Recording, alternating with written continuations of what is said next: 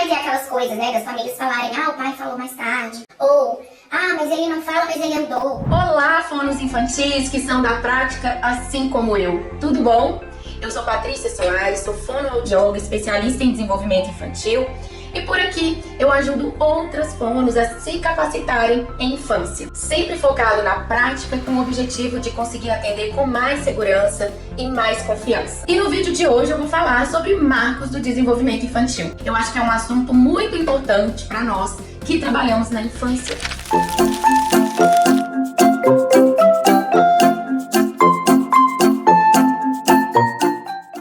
Os marcos do desenvolvimento, eles moldam, e guiam toda a nossa intervenção. Claro que o nosso caminho, trabalhando com crianças atípicas, neurodivergentes, não é uma linha reta. E as nossas crianças muitas vezes não vão trilhar essa caminhada em ordem e em sequência. Mas pra gente saber pra onde a gente quer ir, o que a gente tá buscando, a gente sempre precisa saber onde a gente tá, qual é a caminhada que a gente quer fazer. Então hoje eu quero falar um pouco disso pra você. E quando eu falo de marcos do desenvolvimento infantil, nós fonoaudiólogos costumamos dominar muito os marcos do desenvolvimento da fala e da linguagem. Mas, enquanto terapeutas da infância, eu julgo mega importante que a gente conheça, de maneira que seja mais básica, mas que a gente conheça um pouco do desenvolvimento global. Então isso mostra a importância que tem da gente saber avaliar essa criança como um todo e não olhar apenas para uma parte dela. Óbvio que enquanto especialistas, sendo terapeutas da fala, nós iremos olhar para isso de uma maneira mais profunda, mas eu julgo bem importante a gente olhar como um todo. Por que é muito importante a gente dominar os marcos do desenvolvimento? Aqui comigo, na minha prática, na primeira sessão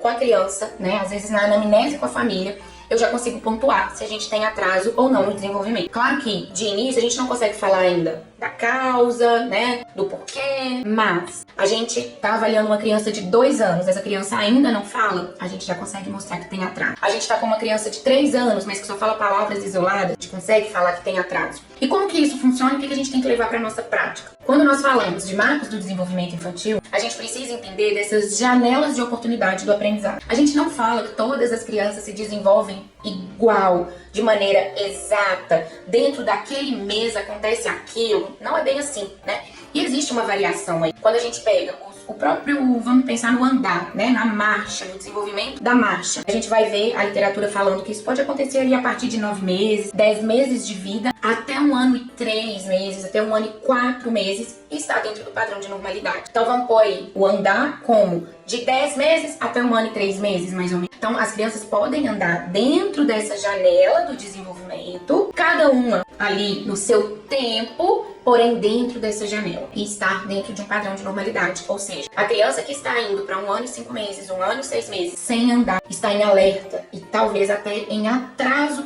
no desenvolvimento, porque a gente sabe que essa habilidade é adquirida aí no máximo até essa idade. E é entendendo de marcos do desenvolvimento que a gente também vai avaliar as nossas crianças em relação à fala, linguagem e comunicação no geral. Por exemplo, vamos pensar na habilidade do apontar. As crianças estão aptas para apontar a partir dos 9 meses de vida e podem apontar até 1 ano e 2, 1 ano e 3. Ou seja, quando a gente pega uma criança de 1 ano e 6 meses que não aponta, a gente está em alerta ao desenvolvimento dessa criança. A mesma coisa em relação ao desenvolvimento da fala. Sim, nós vamos falar que as primeiras palavrinhas surgem por volta dos 12 meses de vida, mas tem bebê com 11, com 10 meses que às vezes já fala palavrinhas, intencionalmente, enquanto vai ter crianças que vão começar com essas palavrinhas por volta de 1 ano e 2, 1 ano e 3. Mas quando a gente consegue olhar para esse todo, a gente vai identificar se existe um atraso ou não, se existe um alerta ou não. E quando a gente se baseia nisso, a gente está se baseando, é o que eu explico para as famílias, no geral, no que é encontrado no desenvolvimento infantil. Não é que nós estamos tirando isso da nossa cabeça. Sempre vai ter aquelas coisas, das famílias falarem, o pai falou mais tarde, ou, mas ele não fala, mas ele andou, ou, ele andou, ele não fala, mas ele anda, ou, ele fala, mas não anda. E de fato as crianças vão ter essas diferenças, Pode ter, se a gente colocasse gêmeos, a gente pode ter ali os irmãozinhos que um começou a falar primeiro do que o outro, um andar primeiro do que o outro, mas no geral, no global, existe sim uma proximidade, um padrão de normalidade. Se a gente for deixar essa criança viver no tempo dela, eu vou deixar uma criança de 2 anos sem falar, uma criança de 2 anos sem andar. E o que isso faz, gente? Isso só acumula o que nós chamamos de cascata de atraso. Porque é aquilo, quando a gente pensa nisso na cascata de atraso, o que a gente tem que pensar? Aquela criança de 1 ano e 6 meses, que deveria falar no mínimo, 20 palavrinhas, com 1 ano e 6 meses não fala. O que acontece no desenvolvimento entre 1 ano e meio e 2 anos? Ela vai expandir esse vocabulário de maneira assim, intensa, né? Para chegar aos 2 anos falando mais de 2 palavras e também fazendo combinação de palavras para fazer a formação de frase. Se eu tenho uma criança de 1 ano e meio que não fala nada, o que a gente espera? Que vai acumular atraso em cima de atraso. E ao invés de chegar aos 2 anos fazendo as frases simples que ela deveria, a gente ainda vai estar buscando o que ela deveria ter alcançado aqui até 1 ano e meio. Então, quando nós falamos de marcos do desenvolvimento, é muito pra gente entender onde a gente tá, onde a gente quer chegar. Quando a gente pensa, e é óbvio que existem transtornos, né, do neurodesenvolvimento, que seja o autismo, que seja a síndrome de Down, que seja transtorno do desenvolvimento da linguagem, que seja um transtorno motor de fala. O que a gente busca é ajudar essa criança nessa caminhada, de onde ela tá para onde ela vai. Só que é importante a gente saber que nem sempre vai ser assim. Tem crianças que sim vão conseguir de maneira lenta, mas vão conseguir caminhar exatamente a trilha dos marcos do desenvolvimento, e ou seja, ela só vai chegar um pouco mais atrasada, sim, mas existe também casos onde, às vezes por uma dificuldade cognitiva, um déficit de fato cognitivo, né, essa criança não vai conseguir trilhar essa caminhada de como deveria, e talvez a gente não vai ter nem expectativas que essa criança vá chegar aos diálogos complexos, às narrativas complexas, mas ainda assim a gente vai saber o que é mais fácil para ela, o que acontece lá atrás no desenvolvimento lá das crianças pequenas que eu posso ajudar essa criança a alcançar. Então eu posso ter uma criança de 7 anos de idade que não fala, né, que às vezes também não se comunica de maneira adequada, mas que eu estou buscando exatamente que ela aponte, né, que ela solicite o dar, que ela peça um mais, que ela aprenda a fazer gestos funcionais e convencionais para poder se comunicar. Então pensar em marcos é conhecendo exatamente sobre o que é esperado, o que é normal, que a gente consegue identificar o que está diferente também. E aqui eu estou falando só de marcos do desenvolvimento, mas pra gente fechar o nosso raciocínio, a gente vai olhar todas as habilidades dessa criança, né?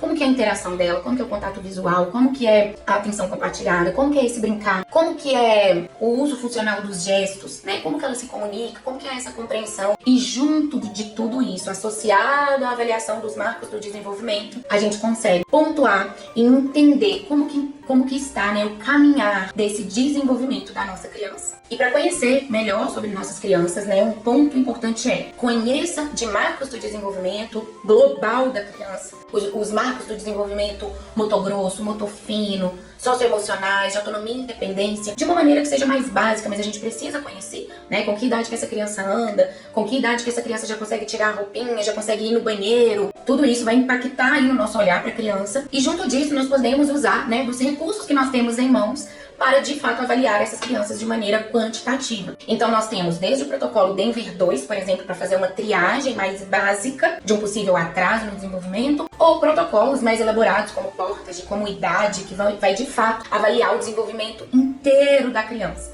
né, e nos mostrar se esse desenvolvimento está correndo bem, está em alerta, está em atraso significativo, e assim nós sermos bem mais assertivos na nossa intervenção. Então, bom, por hoje é isso. Eu espero que você tenha conseguido compreender a importância de dominar os marcos do desenvolvimento infantil. Então não esqueça de compartilhar esse vídeo, mande para os seus amigos no WhatsApp. E outro ponto importante é, se você ainda não se inscreveu aqui no canal, se inscreva, né? Eu vejo que muitas pessoas assistem os vídeos, participam das aulas, mas não estão inscritos.